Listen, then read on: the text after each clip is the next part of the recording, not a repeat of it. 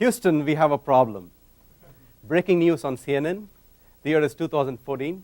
The day is 14th of September. A group of Martian natives have taken over the White House. Yes, the White House is under siege.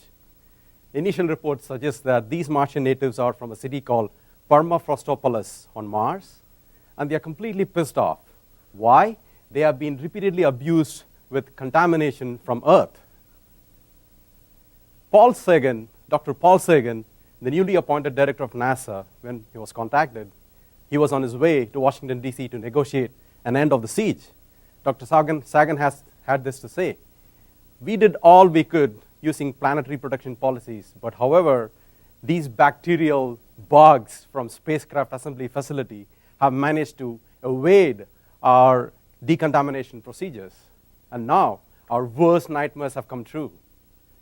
Professor George Fox at the University of Houston, who worked in researching the genomes of these bacteria, was entirely non-committal.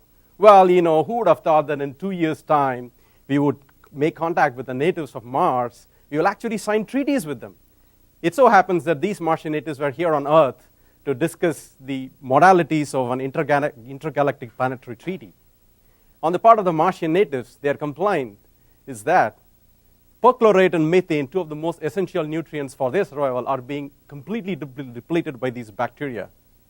And these communities have also started growing biofilms, and they are also transferring their genes and contaminating their local gene pool. A group of panspermia scientists have a different view altogether. This has always been going on since the origin of life.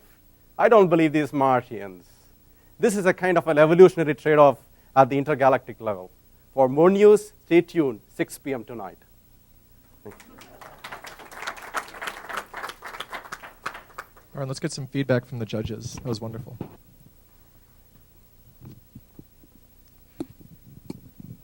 Good script. I can tell you took some time in writing a script and making sure that you kept the narrative moving along. I like that a lot. And I like the way that you... Okay, thanks. Now you made me forget what I was talking about. There you go, you jogged me. Planetary protection. Good way to bring up the subject of planetary protection and to talk about how complicated executing planetary protection is. The fact that you have all these conflicting theories about the origin of life and the nature of life, and that life in one place may depend on a certain set of conditions, where life in another place depends on a different set of conditions, and if you mix life forms from different environments together, that panic can ensue. So I thought it was good. I love the use of humor, especially in this topic. It taps into the kind of the cultural, alien jokes and all that, and the sort of almost absurdity of thinking of some of these, even though they're not absurd, we know, but that seem absurd. Some of these questions, and so I thought you presented you used that effectively really well. Just the sort of way that thinking about aliens tickles our funny bones, and yet you managed to bring in some really interesting substantive questions about planetary protection and so forth that that the public should know, that we astrobiologists are thinking about. So yeah, good job.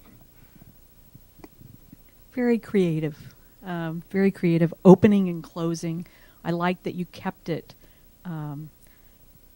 that same sort of storyline through the whole 3 minutes. You didn't abandon your metaphor halfway through. So good job on kind of keeping it contained within the CNN sort of format.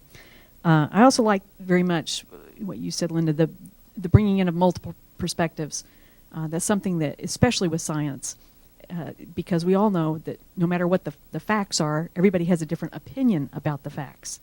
And acknowledging that and exploring that can sometimes be the best way to reach your audience. So that was brilliant. Thank you. Thank you. Let's thank Madhan one more time.